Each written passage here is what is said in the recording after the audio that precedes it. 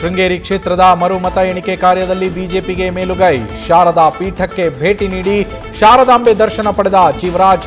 ದೇವಸ್ಥಾನದ ಬಳಿಯೇ ಕಾರ್ಯಕರ್ತರಿಂದ ಅಭಿನಂದನೆ.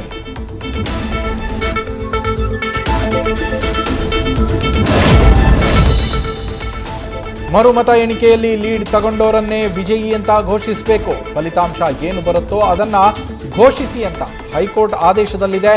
ಕಾಂಗ್ರೆಸ್ ಒತ್ತಡದಿಂದ ಘೋಷಣೆ ಮಾಡಿಲ್ಲ ಅಂತ ವಿಪಕ್ಷ ನಾಯಕ ಆರ್ ಅಶೋಕ್ ಕಿಡಿ.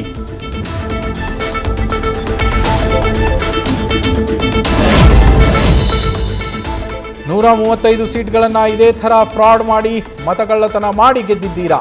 ನಿಮ್ಮ ಯೋಗ್ಯತೆ ಏನಂತ ರಾಜ್ಯದ ಜನರಿಗೆ ಗೊತ್ತಾಗಿದೆ. ಕೊನೆಗೂ ಸತ್ಯಕ್ಕೆ ಗೆಲುವಾಗಿದೆ ಅಂತ ಕೇಂದ್ರ ಸಚಿವೆ ಶೋಭಾ ಕರಂದ್ಲಾಜೆ ಸಂತಸ.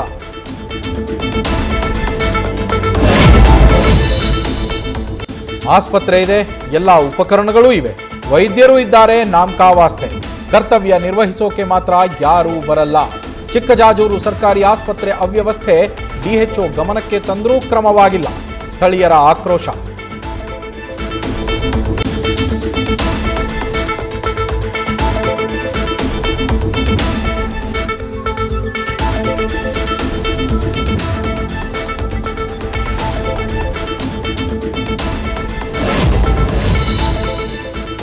ಹೊಸಪೇಟೆಯ ತಾಯಿ ಮತ್ತು ಮಕ್ಕಳ ಆಸ್ಪತ್ರೆ ಅವ್ಯವಸ್ಥೆ ಬಗ್ಗೆ ನ್ಯೂಸ್ ಫಸ್ಟ್ ವರದಿ. ಎಚ್ಚೆತ್ತು ಎಸಿಗಳನ್ನು ಸರಿಪಡಿಸಿದ ಆಡಳಿತ ಮಂಡಳಿ.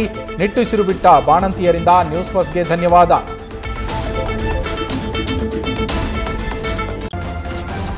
ನ್ಯೂಸ್ ಫಸ್ಟ್ ನಿರ್ಭೀತಿಯಿಂದ ನಿಮ್ಮ ಪರವಾಗಿ.